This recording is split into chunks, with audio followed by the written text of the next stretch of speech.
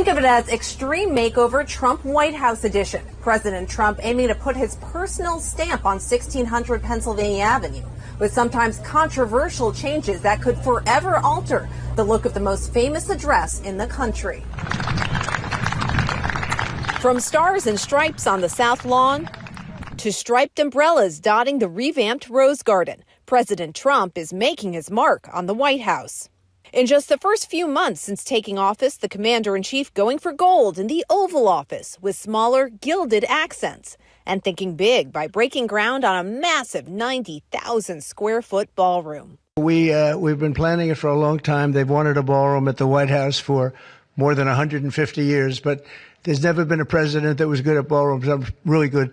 It's the ballroom that's built the biggest buzz and is drawing the most flack. The White House calling the new ballroom an exquisite addition, a much-needed grand space for up to 900 people to host state dinners and other glam events. White House officials saying the $200 million price tag will be paid at least in part through private donations. Critics have railed against the scope and cost, Democrats calling it a gigantic boondoggle that's being built for the president's, quote, rich buddies. Others contending that change is part of the game in the White House's long history. The White House Historical Association saying plenty of updates to the executive mansion raised concerns at the time, but today we can't imagine the White House without these iconic elements. President Trump's imprint nearly everywhere you look here at the White House. In June, he gifted what he called two beautiful flagpoles, one for the North Lawn and one for the South Lawn. He said they were missing from this magnificent place. Another thing missing in the president's eyes, a patio. Trump renovating the iconic Rose Garden, adding stone and umbrellas similar to the sunshades found at his Mar-a-Lago resort in Florida, while debuting what he called the Rose Garden Club. It's something that I think we're all going to enjoy for many, many years to come. This is the Rose Garden. We never touched a rose. The roses are in full bloom. And adding a president's personal style at the White House is nothing new. The last major renovation occurring in 1948 during Harry Truman's presidency.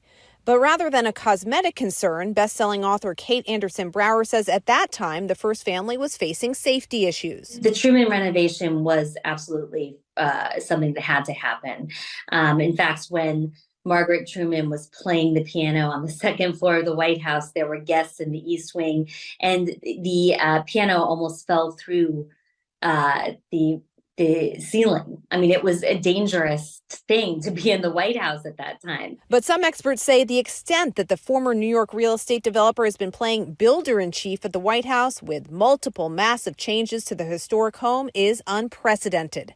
Yet for Trump, there might be more to the remodeling than paint and bricks. It could be a way to construct his legacy. This is absolutely a builder's dream, to be able to leave your mark on the country's most famous house. It makes total sense, knowing Donald Trump, that this is something that he would want to do so that generations to come will remember him. Work has been underway on the ballroom, with crews breaking ground earlier this month. The work is expected to be done in 2029 at the end of President Trump's term. At the White House, I'm Judy Kurtz.